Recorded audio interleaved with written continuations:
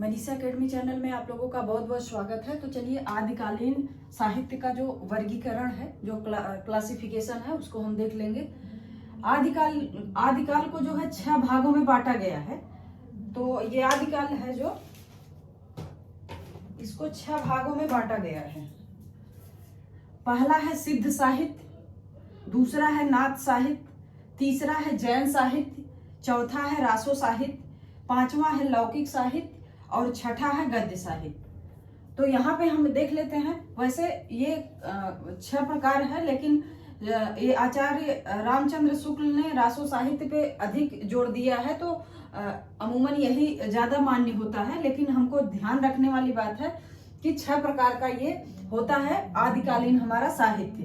तो सिद्ध साहित्य का जो काल है वो 7वीं शताब्दी में है, और जो प्रमुख इसके पहले सिद्ध साहित्य के जो पहले हैं कवि वो सरहपा हैं, जिसको माने हैं राहुल सांकृत्यायन ने कि ये प्रथम क्या है, हिंदी साहित्य सिद्ध साहित्य के प्रथम लेखक हैं, कवि हैं।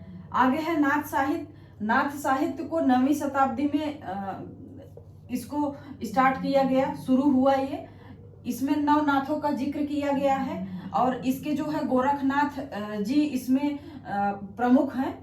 और गोरखनाथ जो है शिष्य हैं किसके, मत्स्येंद्रनाथ के। मत्स्येंद्रनाथ जो है ये सिद्ध साहित्य से संबंधित हैं। इसमें नाथ शब्द लगा है, तो अगर कभी ऐसा क्वेश्चन बन जाता है कि ये किससे संबंधित हैं, तो यहाँ पे नाथ साहित्य न होके ये सिद्ध साहित्य है। नाथ की वजह से कंफ्यूजन नहीं करना है, ये जो है सिद्ध साहित्य के लेखक हैं, कवि हैं। आगे है जैन साहित्य। तो जैन साहित्य ये मुख्य रूप से राम के चरित्र पर केंद्रित है। रामचरित्र पे जैन साहित्य केंद्रित है, और ये ऐसे राम या भगवान के ऊपर केंद्रित है जो शस्त्र धारण नहीं करते हैं, जो शस्त्र धारण नहीं करते हैं। मतलब ऐसे राम की कल्पना यहाँ पे की गई है, इनको केंद्र में मान के ये साहित्य की रचना की गई है। ऐसे राम जो कि शस्त्र धारण नहीं करते हैं।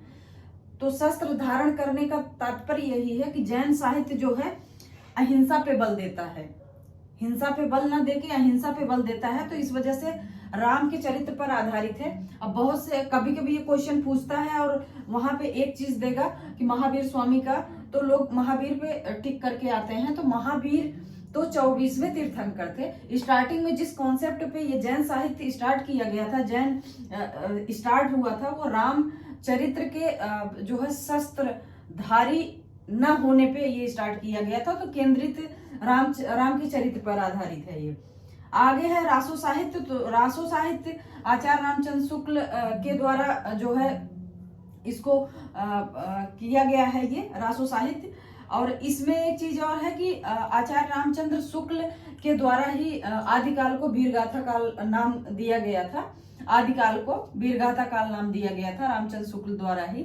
इसमें जो है जो रचनाएं हुई हैं रासो साहित्य में, वीर रस प्रधान है और श्रृंगार रस प्रधान है। तो इसमें एक चीज और भी है, जो वीर रस प्रधान रचनाएं हैं उसको डिंगल कहा जाता है। जो वीर ओज से भरी हुई जो रचनाएं हैं उसको डिंगल शैली में लिखा गया है, और जो श्रृंगार प्रधान रचनाएं हैं उसको पिंगल शैली में लिखा गया है।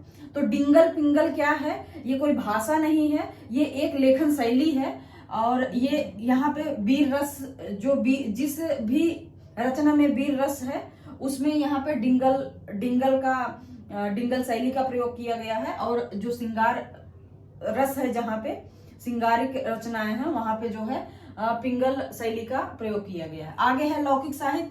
तो जो ढोला मारू रचना है ये लौकिक साहित्य है। लौकिक साहित्य का मतलब ये होता है कि ये जो मूल रचनाएं होती हैं उसको क्षेत्रीयता की भाषा में, क्षेत्रीयता की बोली में जिसे कहते हैं लिखा जाता है। तो इस तरह की रचनाओं को हम लौकिक साहित्य कहते हैं।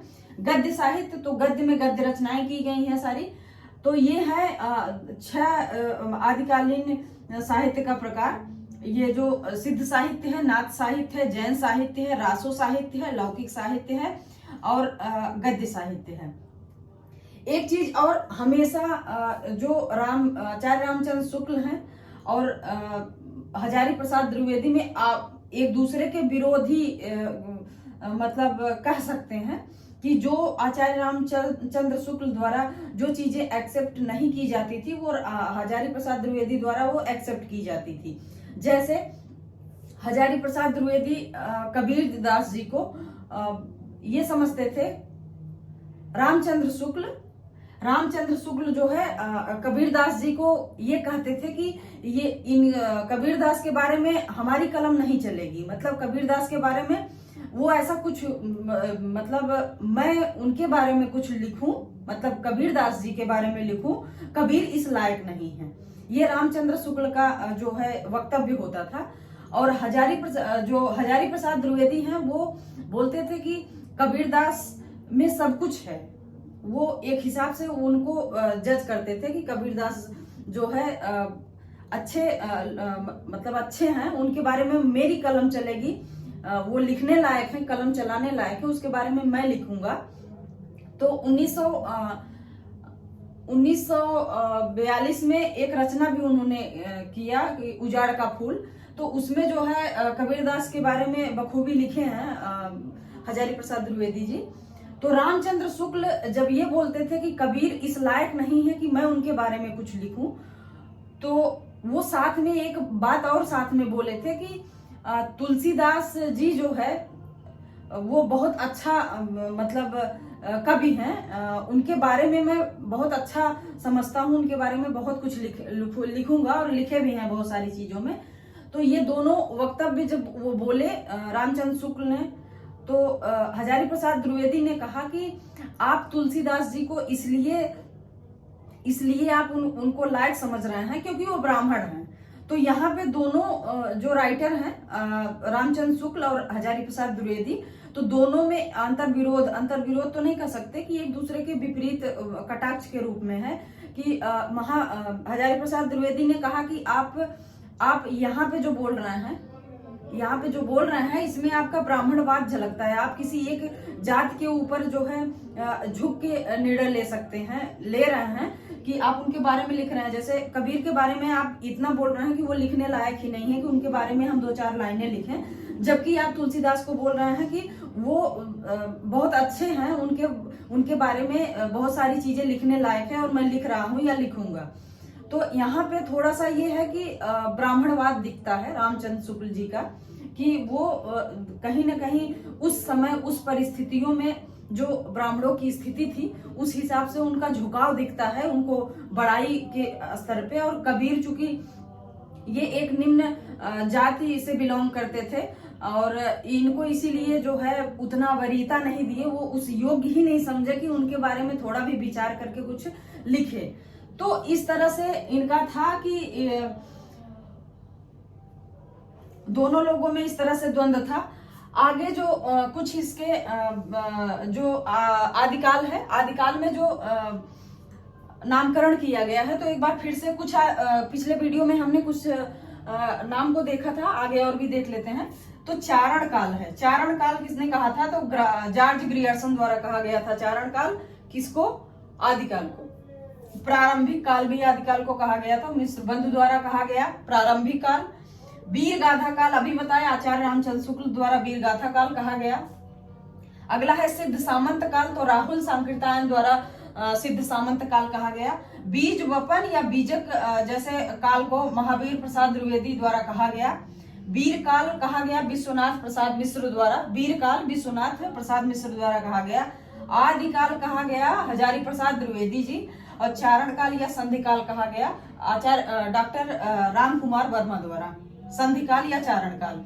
तो यहाँ पे सारे जितने सारे लेखक थे सब जो है आदिकाल के नाम पे हजारी प्रसाद द्विवेदी द्वारा जो आदिकाल नाम रखा गया, इस पे सारे लेखक एकमत हुए और इसी को सर्वमान्य घोषित किया गया कि इस काल को हम आदिकाल मानेंगे। तो ये रहा कुछ इम्पोर्टेंट आदिकाल साहित्य के वर्गीकरण से संबंधित। आज के लिए इतना ही। आगे के वीडियो में हम और भी डिटेल इस काल में जितनी भी रचनाएं जिसके द्वारा की गई हैं उसको हम लेके आएंगे। हमें उम्मीद है आप लोगों को जरूर पसंद आया होगा। यदि पसंद आया हो तो वीडियो को लाइक, चैनल को सब्सक्राइब, कमेंट करना ना भूलें। बहुत बहुत धन्यवाद दोस्तों।